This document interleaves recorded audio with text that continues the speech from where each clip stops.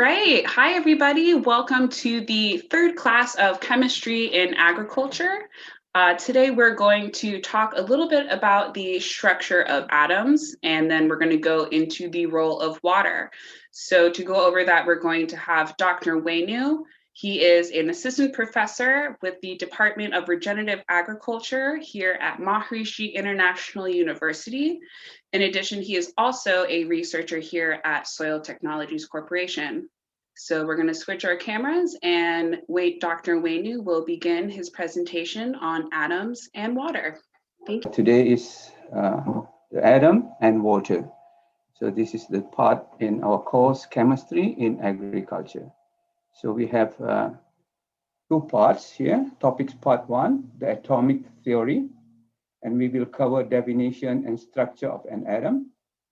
B, atomic number, mass, and symbols.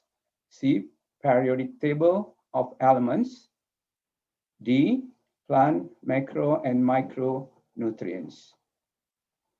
Topics part two, water as a solvent, molecular structure of water, polar nature of water, water transport by a route, solvent for formulation of fertilizer and pesticides. So before we get started to the topic, let me introduce myself very briefly. I'm Dr. Wenu. I'm Indian descendant, Indonesian. This picture was taken during my internship for the ag school in Indonesia. And the second picture is also in Indonesia when I was professor at biotechnology school in Indonesia. So let's get started with our first part, is atom and structure of atom. So let's see the definition first. Definition and structure of an atom. An atom is the smallest unit of physical, biological material. Atom is the smallest particle of an element.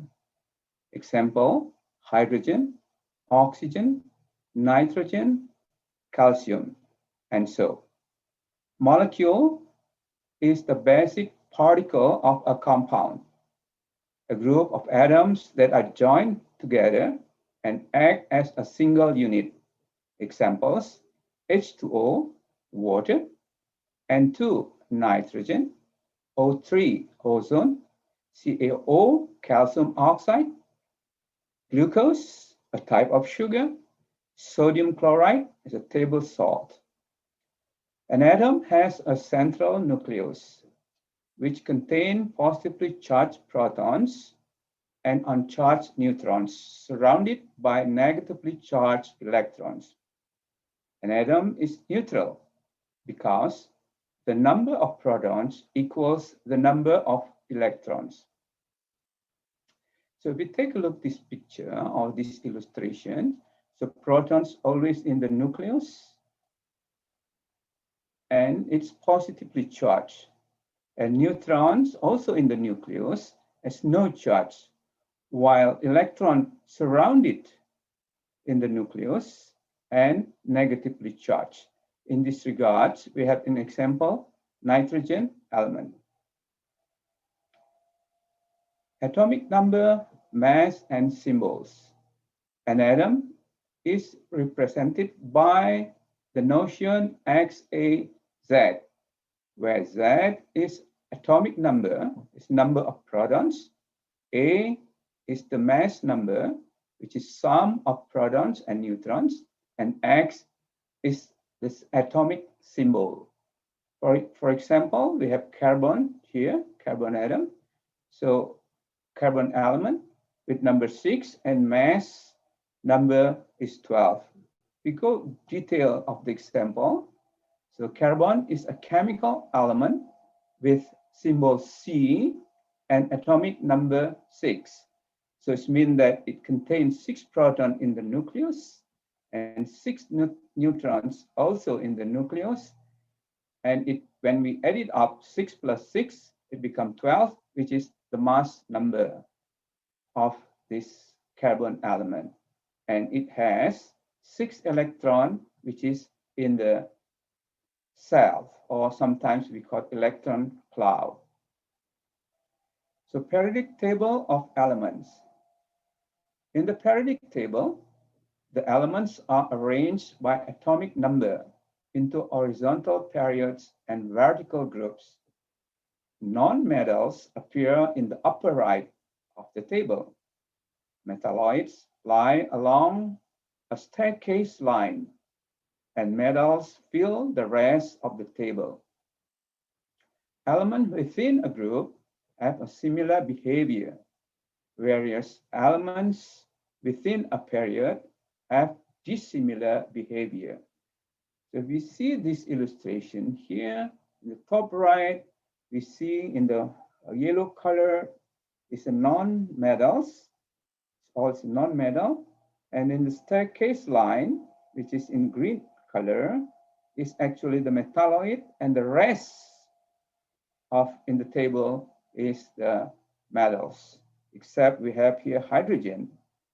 It's also a gas, which is non-metals. So let's take a look at this video briefly, just to describe the atoms, element, and we extend a little bit with isotope. The difference between elements and atoms, it's kind of a slippery idea. So we're going to start with an analogy to build your understanding, and then we'll get into the specifics about the differences and commonalities between elements and atoms. So here I have an element from the periodic table, taking this right off the periodic table, and we call it the periodic table of the elements. It's a list of all the elements we know. So here's carbon, and the element carbon will always have 6 protons. This is the atomic number that tells us the number of protons. But let's talk about apples for a minute. When I say apple, you know what I'm talking about. Here's an apple. It has a stem, sometimes red, round, an apple. But there are specific types, varieties of apples. We have Gala apples, we have Granny Smith, we have something called the Jazz apple. So there are many different varieties of apples, but they're still apples. They have commonalities. They have the stem, they're round, sometimes they're red, not always. When we look at elements, if I look at the element carbon, it's made up of different varieties of atoms. So one variety of carbon, the element carbon, will have 6 protons and 6 neutrons. Its atomic mass will be 12. Another variety will have 6 protons because it's carbon. It'll always have 6 protons, but it'll have 7 neutrons. And there's even one that has 6 protons and 8 neutrons. So these are different atoms of the element carbon, just like we have this idea of the fruit apple with different varieties of apples. But let's see how that looks. Let's get a little more specific about that. So here we have the atom, the nucleus in the center where we have our protons and neutrons, and these orbits where there'll be electrons. We said carbon has 6 protons. That's its atomic number.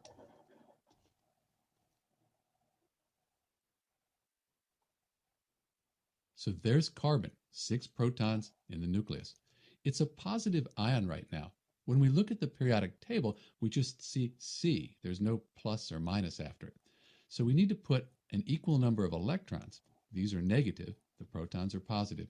So they'll balance out and give us a net charge that's 0. So now this is a neutral atom. Protons equal neutrons. This is the element carbon. So we said there are 3 different varieties. One has 6 neutrons.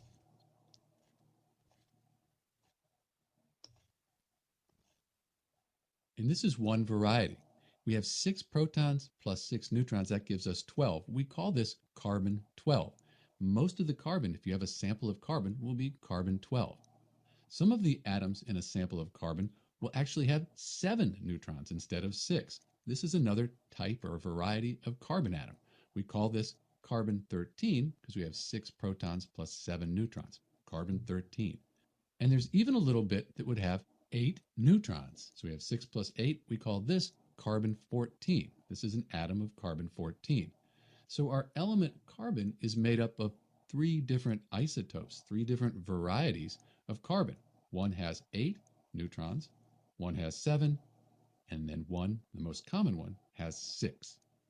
So let's talk a bit about definitions. So the number of protons in the nucleus, the atomic number, That defines the chemical element that this atom belongs to. So if you see 6 here, it's going to be carbon. Each one of these varieties has 6 protons. That makes it carbon. So just like we have these varieties of apple here, we have different varieties with commonalities. These specific atoms here for carbon, the element carbon, they have the same number of protons, but they differ in their neutrons. So since they have different number of neutrons, we call them isotopes. They're different atoms of carbon. So that's the difference between elements and atoms. I'm Dr. B, and thanks for watching. That was the video. Now we can Atoms. continue. I'm Dr. B, and thanks. Our, So that's the difference between elements.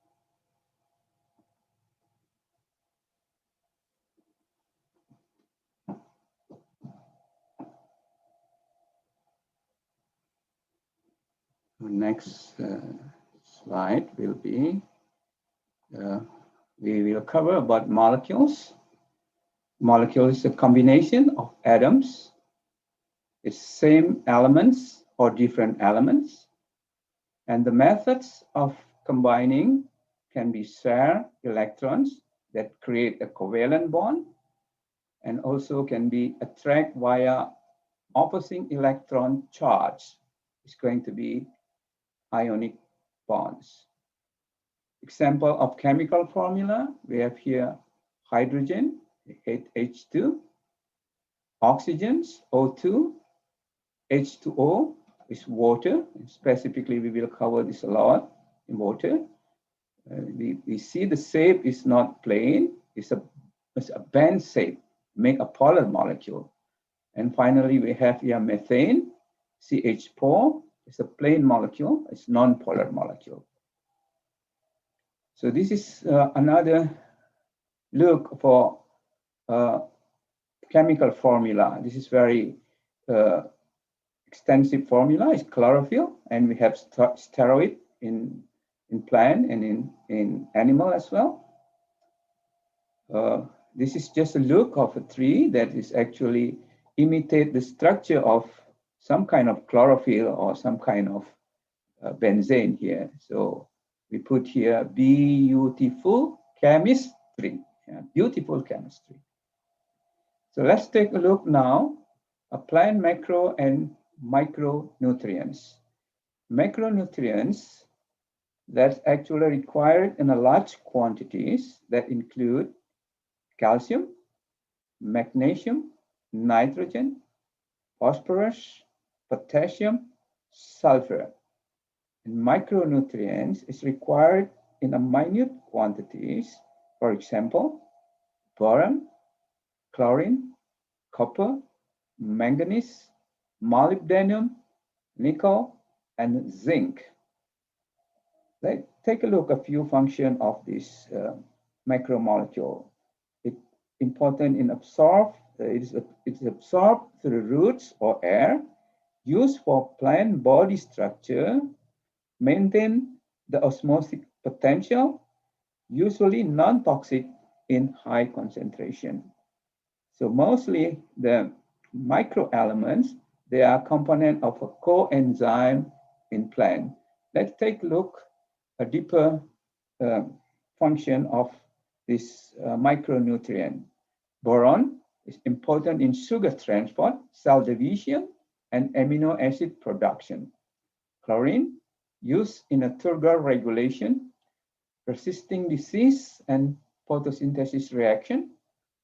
Cuprum or cobalt, cuprum or copper is component of enzyme involved with photosynthesis. Iron or ferrum, component of enzyme, essential for chlorophyll synthesis and photosynthesis. Molybdenum, involved in nitrogen metabolism, essential in nitrogen fixation by legumes.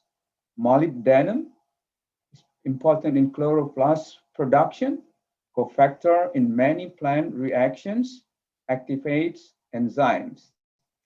Zinc, component of many enzymes and essential for plant hormone balance and auxin activity. Let's take a look at another video about the role of macro and micronutrients in plant. Role of macro and micronutrients.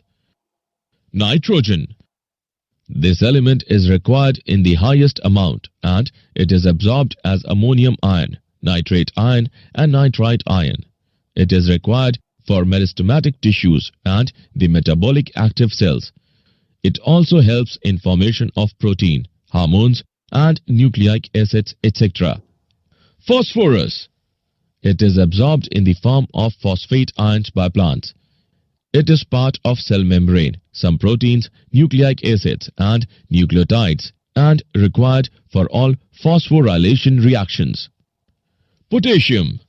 It is absorbed in the form of potassium ions. It plays important role in opening and closing of stomata and cell division. Calcium. It is absorbed by the plant in the form of calcium ions. It enhances water movement in cells and is necessary for cell growth and division. Calcium is immovable. Once deposited on plant tissue, there is a constant supply for growth. Magnesium. It is a structural component of chlorophyll molecule and is required for functioning of enzymes in plant to produce carbohydrates, sugars and fats. It is essential for the germination of seeds and used for formation of fruits and nut. Sulfur. It is a structural component of amino acids, vitamins and enzymes. It gives flavors to many vegetables. Iron. It is absorbed by the plants in the form of ferric ions. It is necessary for many enzymes function and act as catalyst for the synthesis of chlorophyll. Manganese. It plays crucial role in enzyme activity for photosynthesis, respiration and nitrogen metabolism. Zinc. It is essential to carbohydrate metabolisms, internodal elongation and protein synthesis. Copper. It is present in roots and play role in nitrogen metabolism. It is a component of enzymes that use carbohydrates and proteins. Boron. It is necessary for formation of cell wall, membrane integrity. It plays a role in flowering, fruiting, cell division and the movement of hormones. Molybdenum. It reduces nitrates to ammonia. Without molybdenum, protein synthesis is blocked and plant growth ceases. Chlorine. It involves in osmosis, that is, movement of water or solute in cells. That was the video. So we continue to the next slide. That will be part 2 from our topics today is water. Let's take a look at a quote from Neil deGrasse Tyson. There's a pervasive chemical in the environment that's a potent solvent found in acid rain. It will asphyxiate you if it enters your lungs. Its vapors can cause second-degree burns. It's a greenhouse gas, and it's also found in most food. That chemical is called water. So let's take a look, water as a solvent. So firstly, we have a few terminology here. Solution is a homogeneous mixture of substance. Solvent is substance in a greatest amount. Solute, dissolved in solvent. Water is a powerful solvent.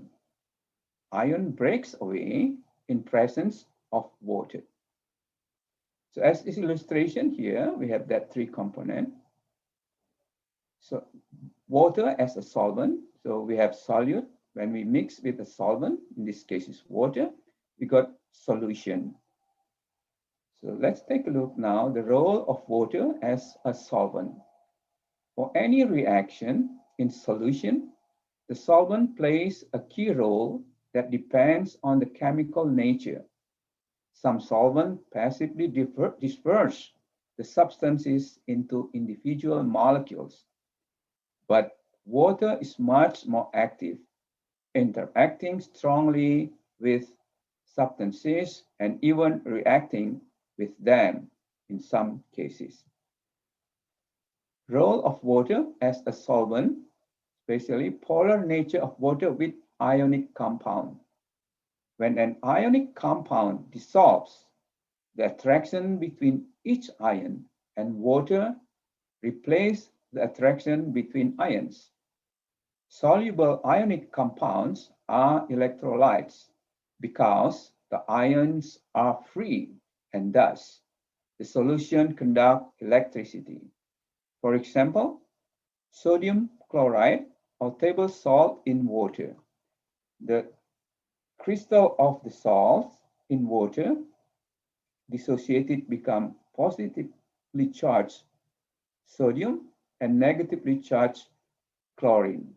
So the negatively charged chlorine surrounded by water and the positively charged of sodium also surrounded of water.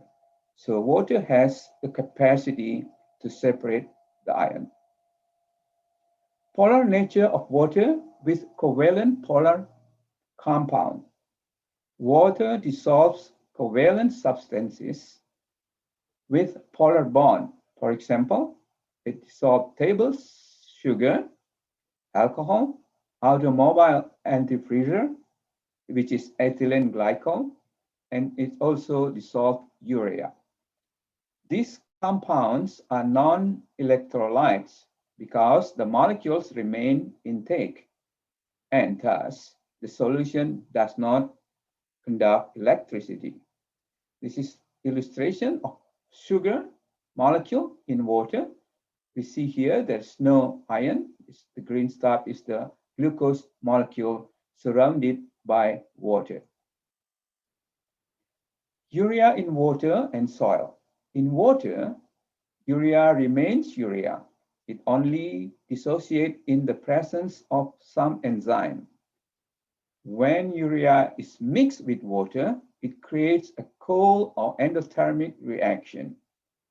On addition to the soil, urea dissolves into the soil solution and supplies ammonium form of nitrogen, but it is rapidly converted to nitrates in the soil. Water and non-polar molecule like oil.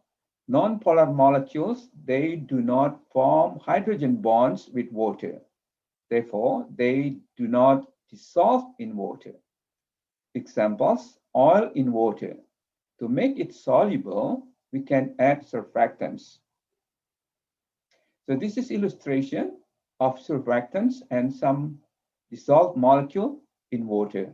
So we can see this surfactant have two tails. They have hydrophobic portion, which is can add to the hydrophobic molecule, and hydrophilic portion will add or will stick with the water. So molecule structure of hydrogen bond, molecule structure of water. Hydrogen's electron usually near oxygen. You can see this illustration here. Hydrogen always near with the oxygen. And molecule has polarity. We call it polar molecule. So water can accept or donate protons. So HO2 can dissociate it, become hydroxyl ion and proton. The polar nature of water allows it to attract with other molecules and form hydrogen bonds. The attraction between oxygen from one molecule of water to hydrogen molecule of another molecule, it creates hydrogen bond. It basically one water molecule can stick to other four molecules of water. So it generates 4 hydrogen bonds. This hydrogen bond is a weak attraction and easily made and broken. For example, we see here how water in different temperature, and we see the hydrogen bonds can be in different location and different situation. At a high temperature, the hydrogen bond breaks.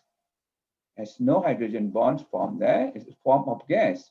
At room temperature, the hydrogen bond constantly break and form liquid. At freeze temperature, below 0 or Celsius or 32 Fahrenheit, hydrogen bonds lock up, so we got a solid structure of water, but we call it ice. So because of the hydrogen bonds, it has a surface tension. So basically a cohesion of water molecule in surface, it makes water can sit in the top of water. So because of the hydrogen bond, water can be transported from root to the leaves. It takes two processes horizontally by osmotic pressure, vertically in the xylem through the process of transpiration pull from the leaves, root pressure, cohesive, and adhesion. If we take a look here, firstly, the water is absorbed to osmotic pressure by the presence of the osmotic pressure from the cells here, epidermis, cortex, and so. And then vertically, it can be transported through the xylems until to the leaves. These are the process we're going to look in the video shortly. So water uptake from the soils and go up vertically to the leaves by the presence of transpiration in the leaves, and water is moved because they are sticking here through the hydrogen bond. And additionally, we see the cohesion and adhesion power in the xylem. So we see here nicely that cohesion, basically the water molecules sticking together make a line structure. Adhesion is basically the attachment of the water molecule to the xylem cell wall. So let's take a look at this video about the water transport in xylem.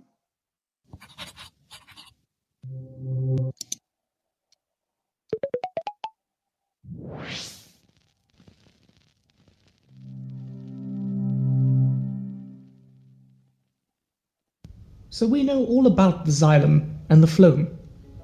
But now we need to know exactly how water and minerals move around the plant.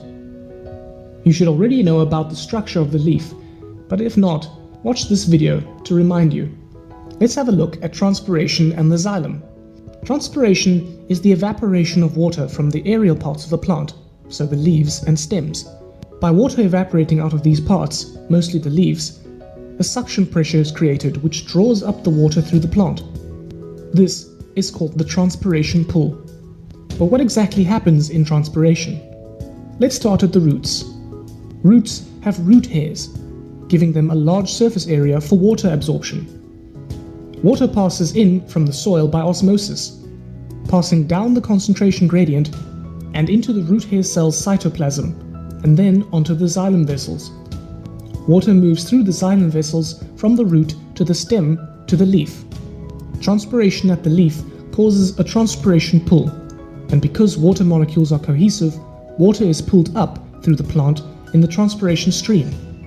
As well as the leaf cells needing water for photosynthesis, water also keeps the cells turgid, which supports the plant. Inside the leaves, water is drawn out of the xylem cells to replace the water lost through transpiration. Because of the cohesive nature of water, which also pulls the water through the plant, as water leaves the xylem and moves into the leaf, it again pulls more water molecules behind it. But it isn't just about water. The transpiration stream also transports mineral ions that are dissolved in the water from the roots to the leaves. The transpiration rate isn't constant. There are many different factors that affect it. The environmental factors are similar to those that make you sweaty. The temperature, the humidity, but also wind and light intensity. Then there are also physical factors, like does it have a waxy cuticle? How many stomata does it have? The nature of the guard cells, how large is the leaf surface area, and if the leaf is folded or flat. If the rate of transpiration increases, then the rate of water absorption by the roots needs to increase too. When water is scarce, or if the roots are damaged, the plant needs to reduce its transpiration rate by closing some of their stomata. There are guard cells on either side of the stomata which regulate this. During daylight hours, chloroplasts produce sugar. This lowers the water potential of the guard cells, and they take in water by osmosis. This makes the guard cells turgid. Because the guard cells have a different cell wall thickness, when turgid, they bend more on the outside into sausage shapes. This opens the stomata, or the pore. Water can then be lost. During the night, all the sugar produced by the chloroplasts gets used up, so the water potential of the guard cells increases. More water, less sugar. The guard cells lose water by osmosis and become flaccid, and the stomata starts to close. This reduces water loss. So you now know about water movement through the plant, up the xylem, and pulled along the transpiration stream by the transpiration pull. And unsurprisingly, the plant has methods to control water loss by closing the stomata, based upon how flaccid or turgid the guard cells are. So in the final part of this video, we are going to look at the movement of glucose. After all, water may be important. That was the video. So now we can continue our next part, next section. That is, this is the final one actually. The solvents for formulation of fertilizer and pesticides. We have a few classes here of a formulation of fertilizer or pesticide. First, we see emulsifiable concentrate, or EC. It's basically emulsion. Suspendable concentrate, SC, is suspension. And there's a granule, which is solid. So let's take a look at a deeper look on this explanation: emulsion, suspension, and granule. Solution. A solution is a mixture of solute and solvent. Cannot be separated by filtration or other mechanical means. Will not settle out and does not need shaking or stirring or agitation to keep the mix. For example, salt water and sugar water. Suspension. A liquid mixture formed by dispersing fine, a very small particle, solid particle in a liquid. Particles do not dissolve in the liquid, so must be agitated to maintain uniform particle distribution. Most suspensions are cloudy or opaque. Example, a mixture of calcium carbonate or flour in water. Emulsion, a special kind of suspension. The active ingredient is dissolved in an oil-based solvent. Further, can be diluted with water. It becomes a biphasic liquid. Most emulsion pesticide product formulation have emulsifier. For example, is emulsifiable concentrate. This is the illustration of suspension and emulsion. The first one is the suspendable concentrate. It's basically a suspension. Wettable granule is basically also a suspension. And emulsible concentrate is, this one is example of emulsion. So these are the formulation of pesticide in general. So we have covered some of this, then we can discuss later for more of these topics. Thank you so much for this opportunity, and thanks for watching. And I will hand it up to Kelly and Jim to the next section. Please, Kelly and Jim.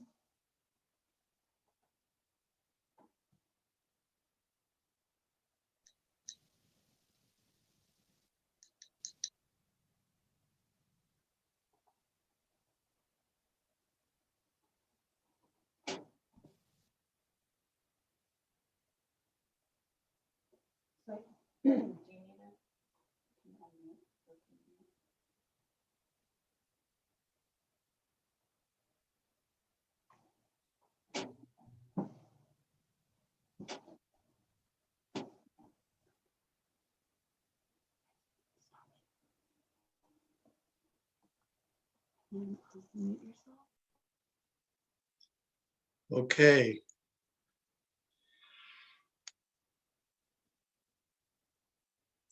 Hello to everyone. We're going to continue our presentation now by talking some about the role of water, the contribution of water in agriculture.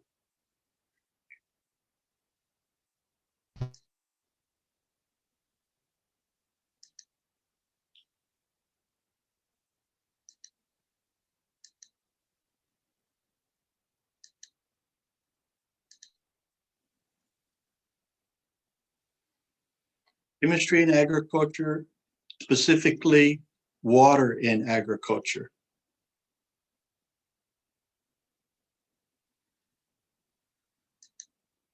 Farmers are managers of water. How is this?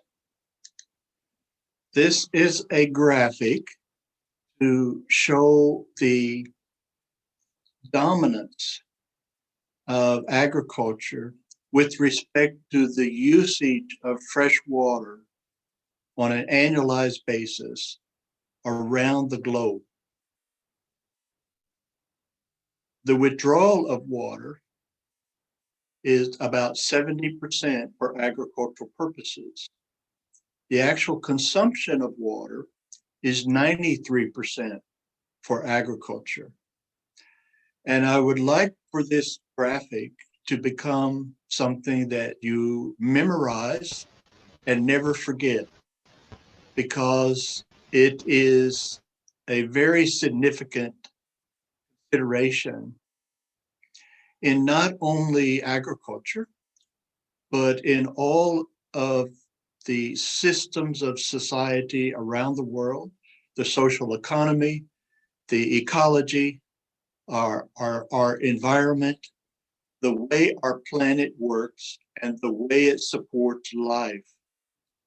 The use of water by agriculture is clearly very closely connected to this reality within which we all live our lives. Water is one of the reactants in photosynthesis.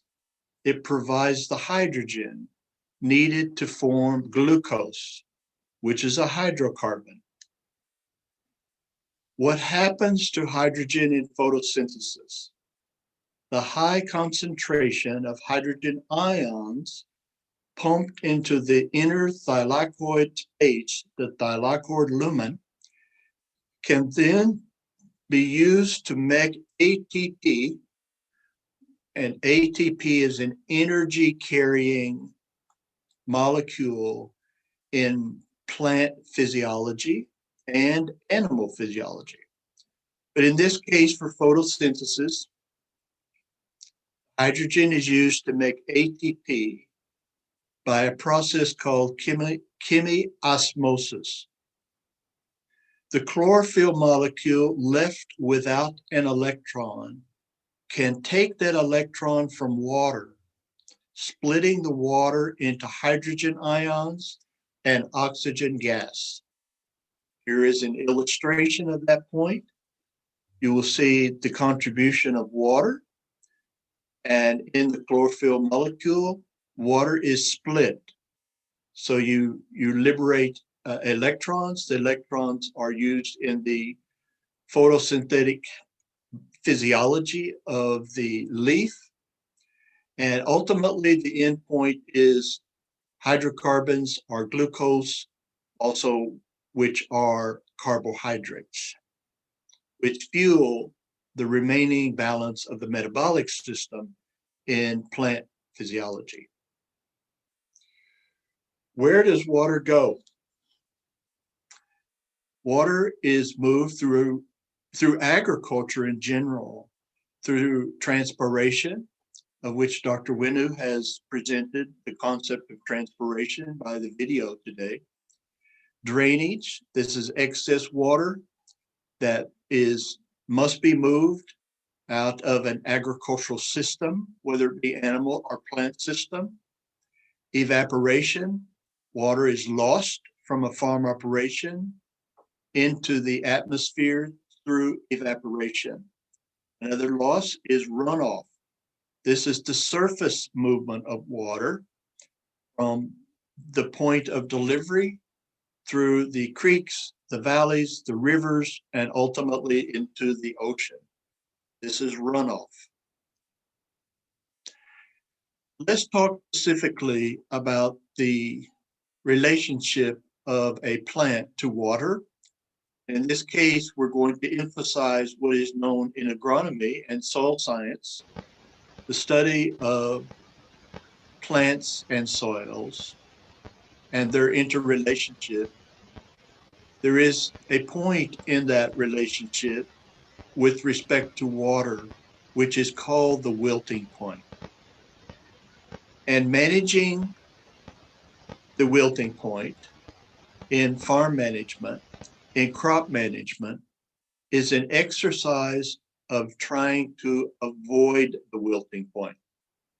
Okay, here you see a graphic which shows the saturation point with respect to water in the system, soil system. The gravity removes the excess water, which is largely unavailable water. Between field capacity and the wilting point, you have available water. Below the wilting point, water is unavailable. So the graphic here on the left is the representation of the saturation point. The graphic in the middle is the representation of water in a soil profile, which is available water. On the right is water which is represented in the soil profile as unavailable. The wilting point occurs in a soil environment at different points with respect to the percentage of soil water related to the texture of the soil. And texture in soil science means the percentage in the soil profile of sand, silt, and clay. And as you can see, with regard to the percentage of soil, of water in the soil, in the case of sand, the wilting point is lower. And with respect to clay, the wilting point is a much higher percentage of water in the soil. It's a relatively abstract and complex soil physics consideration in looking at hydrology or water in soils. Water is held more tightly in clays than it is in sand. So even though you've got a higher percent of water in a clay, because clay holds water more tightly due to certain electrochemical charges on the surface of clay, clay has a lot more electrochemical charge than sand. So the actual capacity of clay to attach itself to water is much stronger. The wilting point, therefore, is at a higher percentage of water in the soil profile. Here's another graphic showing something similar. Hygroscopic water compared to capillary water compared to gravitational water. And note these bars of atmospheric pressure. The wilting point is at 15 bars and the field capacity is at 1/3 bar. And these measurements are the measurements of the atmospheric pressure, or the force at which water molecules are connected to soil particulates. Okay? In this range, the strength of that connection is at a level where water is clearly available to the plant. Here, water drains freely from the soil. Here, in the case of the wilting point and below the wilting point, the atmospheric bars of force, this measurement, displays a strength wherein water molecules are adhering so tightly to soil particles that the H2O molecules cannot be taken up by the plant. There is a relationship, the water-soil-root relationship. Root hairs penetrate between soil particles and immerse themselves in the capillary spaces of the soil where the water is located. Roots exert osmotic pressure, which sucks water into the plant.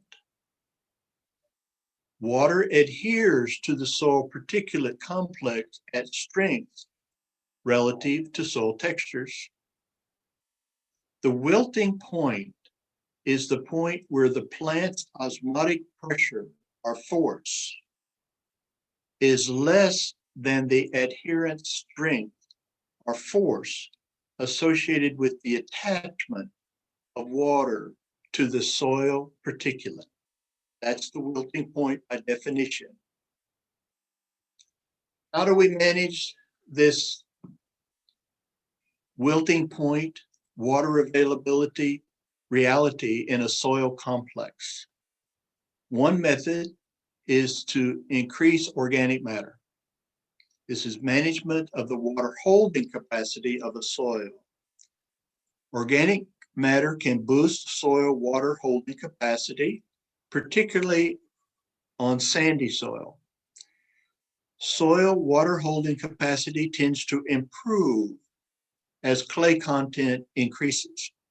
However, where soil has been compacted, the most effective way of boosting soil water holding capacity is to create a favorable structure by loosening the soil. And here we will remind everyone, in soil science, soil texture is the sand, silt, and clay that's present in the soil complex, whereas soil structure is the interrelationship between the particulates form distinct soil structures, which are called aggregates. Adding organic matter to soil increases soil aggregation, and a better aggregated soil holds water better. Farmers, growers, farm managers are in the business of managing water on farms. How best to manage water on farms, and what does this mean? Subsurface irrigation is by far the most efficient method to deliver water into a field. It's also the most expensive method with regard to infrastructure. But it means the delivery of water below the soil surface and in the environment of the root itself. Drip irrigation delivers a small amount of water immediately above the root system. Microjets also deliver small amounts of water, concentrating the water immediately above the root system of a plant. Farmers must also control runoff, the loss of water through erosion, water erosion, loss of water to the rivers and to the streams, and ultimately into the ocean. Water collection reservoirs have become very significant in farm management across the globe. Planting strategies adapted to the local climate, soil, and topography. This means selecting the commercial crop grown in a farm system relevant to the consideration of available water and the utilization of water or the demand for water by the crop. If water is freely available, then it frees the farm management system to grow crops that require larger amounts of water. If water is not freely available, or if water is very expensive in the environment of the farm management system, then it is often strategically more pragmatic to select crops which require less water to support their propagation.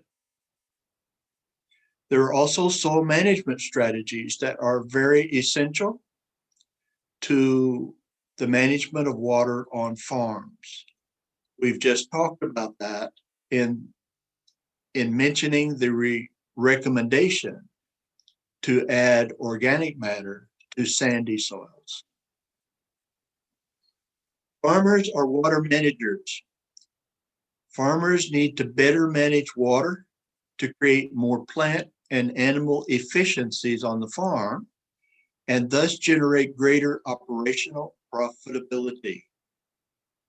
Farmers need to manage water better to preserve water as a natural resource on the planet, an essential element to life for all of creation, great and small.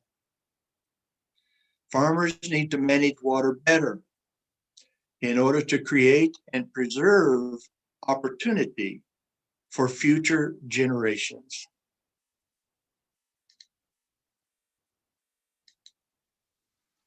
Okay, so that is our presentation today. All of these recordings will eventually be posted on YouTube. Kelly will be sharing the presentations with everyone, and the final versions will be edited to a final finished form that will be available going forward in time to anyone to utilize as they see most appropriate. Thank you very much. We'll see you next week on Friday. Goodbye for now.